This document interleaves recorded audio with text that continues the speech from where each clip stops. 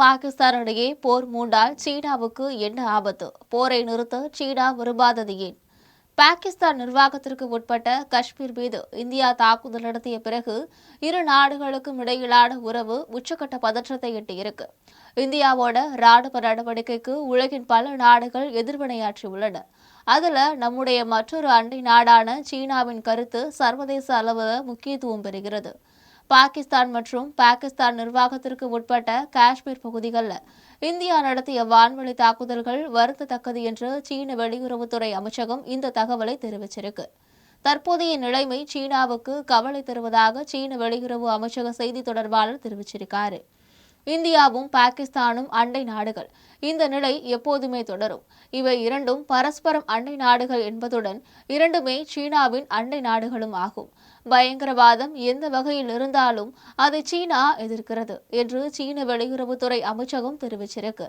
இரு அண்டை நாடுகளும் அமைதியை காக்கவும், நிதானத்தை கடைபிடிக்கவும், நிலைமையை மேலும் சிக்கலாக்கும் செயல்களை தவிர்க்கவும் வேண்டுமெனே சீனாவின் வெளியுறவு அமைச்சக செய்தி தொடர்பாளர் வேண்டுகோள் விடுத்துள்ளார். பாகிஸ்தான்ல நிலையற்ற தன்மை ஏற்படுவதையோ அந்நாட்டு நிலைகுலைவதையோ சீனா ஒருபோதும் விரும்பாது. ஏனென்றால் அந்நாட்டிலுள்ள சீனாவின் கோடிக்கணக்கான ரூபாய் முதலீடு வீணாகிவிடும் என்று அரசியல் நிபுணர்கள் நம்புகின்றனர். கடந்த 2005 முதல் 2024 வரை பாகிஸ்தானில் சுமார் 68 பில்லியன் அமெரிக்க டாலர்களை சீனா முதலீடு செய்துள்ளது. இது தவிர சீனா பாகிஸ்தான் பொருளாதார வழித்தடம் மற்றும் பெல்ட் அண்ட் ரோடு திட்டத்தின் கீழ் பாகிஸ்தானில் சீனா மாபெரும் முதலீட்டை மேற்கொண்டுள்ளது.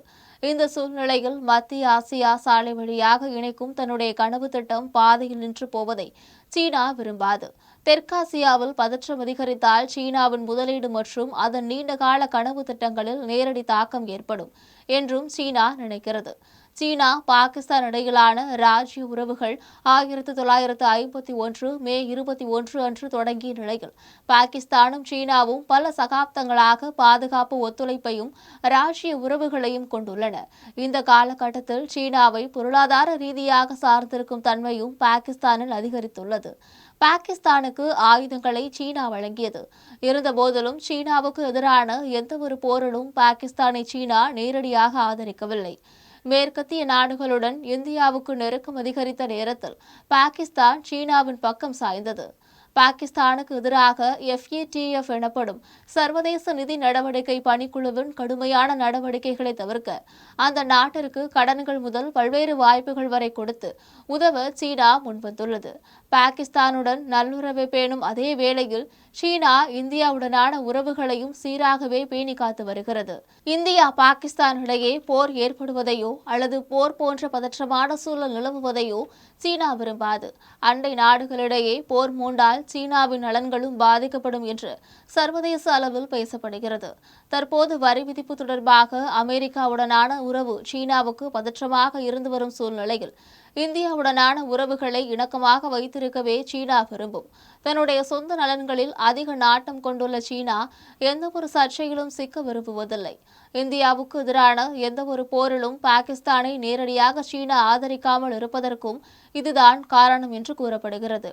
இந்தியா பாகிஸ்தான் எல்லையில் உள்ள சின்ஜியாங் மாகாணத்தில் வளர்ச்சியை முடுக்கிவிட்டு பிராந்தியத்தை மேம்படுத்த சீனா விரும்புகிறது. சீனா பாகிஸ்தான் பொருளாதார வழித்தடம் மற்றும் பெல்ட் அண்ட் ரோடு திட்டமும் பாகிஸ்தானில் வெற்றி பெற்றால்தான் ஜின்ஜியாங் மாகாணத்தின் வளர்ச்சி சாத்தியமாகும். இந்த திட்டத்திற்கு இந்தியா ஏற்கனவே எதிர்ப்பு தெரிவித்து வரும் நிலையில் சிக்கலை மேலும் அதிகரிக்க சீனா விரும்பாது என்று தெரிவிக்கப்படுகிறது. பாகிஸ்தானின் மாபெரும் வர்த்தக கூட்டாளியாக திகழும் சீனா தற்போது அந்நாட்டின் இறக்குமதிக்கான மிகப்பெரிய மூலமாகவும் உள்ளது. 2024 ஆண்டில் சீனா பாகிஸ்தான் இடையிலான இருதரப்பு வர்த்தகம் அதற்கு முந்தைய ஆண்டை விட கணிசமாக அதிகரித்து 23.1 பில்லியன் அமெரிக்க டாலர்களை எட்டியது. சீன சுங்கத்துறையின் தரவுகளை இதை உணர்த்துகின்றன. இந்த தொகை கடந்த ஆண்டுடன் ஒப்பிடும்போது மிகவும் அதிகமாகும். இதில் குறிப்பிடத்தக்க விஷயம் என்னவென்றால் பாகிஸ்தானுக்கான சீனாவின் ஏற்றுமதி 17% அதிகரித்து 20.2 பில்லியன் அமெரிக்க டாலர்களாகவும் இறக்குமதி 18.2% குறைந்து 2.8 பில்லியன் அமெரிக்க டாலராகவும் குறைந்துள்ளது.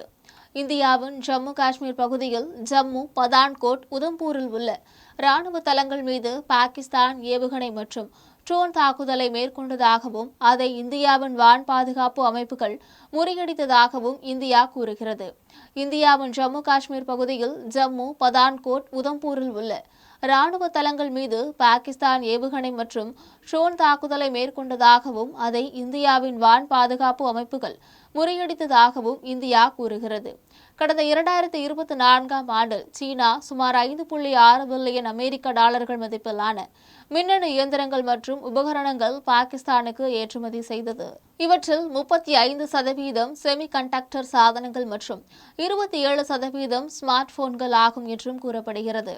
சீனா பாகிஸ்தானுக்கு 2.4 பில்லியன் அமெரிக்க டாலர் மதிப்புள்ள அணு உலைகள், பாய்லர்கள், இயந்திரங்கள் மற்றும் இயந்திரங்களுக்கான உதிரி பாகங்களை ஏற்றுமதி செய்தது.